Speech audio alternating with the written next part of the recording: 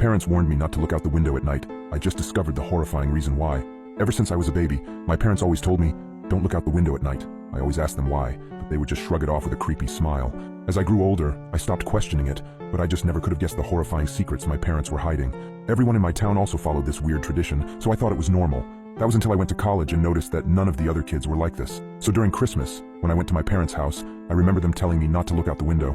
I gave them a smile and a small chuckle before telling them I wouldn't. However, curiosity struck me the moment they left the room. As I lay in the dark, I came to a decision. I was going to look out of the window. Just as my hand came to the sheer white curtain of the guest room, I paused. My mind flashed to that one time when I was 12. My parents were talking in the kitchen. I was home with the flu and was about to make my way to the sink for some water, but I stopped at the doorway. I hid behind the wall, peeking my head out from the doorway just an inch. My mother was crying and my father was holding her and rocking. That poor little girl.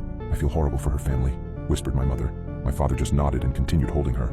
I went back to my room after that. Several hours later, my dad came up to my room with several pieces of wood and boarded up my windows. What are you doing that for, Dad? I asked him. Oh, it's nothing. Just safety reasons, he replied. I learned at school the next day that a little girl was found dead the previous morning, the window broken and curtains torn. I snapped back to the present. My hand drew back from the curtain. I shook my head, cursing myself for being so weird. What was the worst that could happen? It was just a window, it couldn't hurt me, right? As I reached my hand out again, my instinct was telling me to stop. My gut twisted as I reached nearer and nearer. Just as I touched the curtain, a painful howl came from the forest surrounding the house. I flinched back, deciding to just lay down and try to get some sleep. I forgot how hard it was to get sleep in my hometown. Every night, coyotes howled for hours everywhere in town, or at least I thought they were just coyotes. The next night, I woke up in a cold sweat. I glanced over at the alarm clock next to my bed. It was midnight. I groaned and sat up in bed. A low growling sound from outside of my bedroom window. I thought back to last night and decided that I had made up my mind about looking out. I thrusted my arm towards the curtain and pulled back hard, almost ripping it away from the rod. I flattened myself against the wall next to the bed for a moment before I put one eye in front of the window. I immediately regretted my decision as I heard claws clacking up the house. I flung myself out of bed, tumbling on the floor. I stood up and got back up on the bed. I stuck my face closer to the window as the clacking got closer and closer. It suddenly stopped for a second before the most terrifying creature popped up from outside, emitting a horrible shriek as it did so.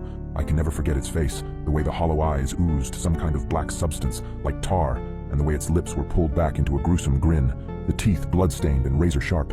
It looked like it had 4 limbs, its front 2 slamming on the glass and pounding. As I was frozen in front of the window in terror, my parents burst into the room. My father held a shotgun. He marched up to my bed and yanked me away from the window. He pointed his shotgun at the creature, shooting a bullet at it. The thing scrambled away, leaving the window almost completely shattered. Damn it, son, it was a simple task. Just don't look out the window. How hard is that? My dad shouted at me. I wasn't processing his words. I was sitting on the floor, arms and legs splayed everywhere in utter shock. What the hell had I just seen? My mother ran to the bedroom door. She had tears in her eyes. Is everyone all right? She asked. Yeah, we're fine. We still gotta get that creepy effing monster, though. Nathan, get up. We got some work to do, my dad said. I got up as soon as I could. My dad thrust the shotgun into my arms and marched downstairs. He opened the basement door and descended, coming back with a machete and some kind of spray bottle. He sprayed the liquid onto the machete before walking to the front door and wait. Dad, what are you doing? I asked, confused. I was just traumatized, and now my dad is waiting at the door, machete in hand like he was about to kill someone. Instead of a response, my dad just hushed me. The house was quiet for several seconds before a loud banging and howling came at the front door. We heard a rip, and we knew the screen door was no more. The wood of the interior door started to splinter, and I took a few steps backward. My dad glared at me. Nathan, now is not the time for this. Point the goddamn gun and get ready to shoot.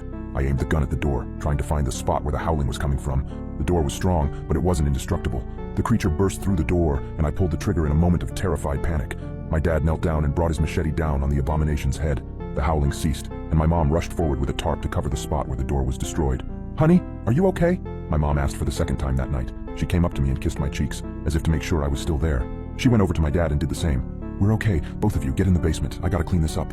I asked, basement? Why the basement? Everything was going by at the speed of light, and I couldn't help but question everything that was happening at the moment. Let's just get in the basement. Your father needs to clean up, my mom said, grabbing my arm and pulling me to the basement. We sat on the couch down there for what seemed like hours before my dad came in and put the machete up. He sat on the chair in front of us with an exhausted sigh. The three of us sat in silence for a few minutes. In that time span, my brain was able to come up with a coherent sentence. Dad, what was that thing? He just looked up at me, eyes dark, and said, Where do you think that howling came from?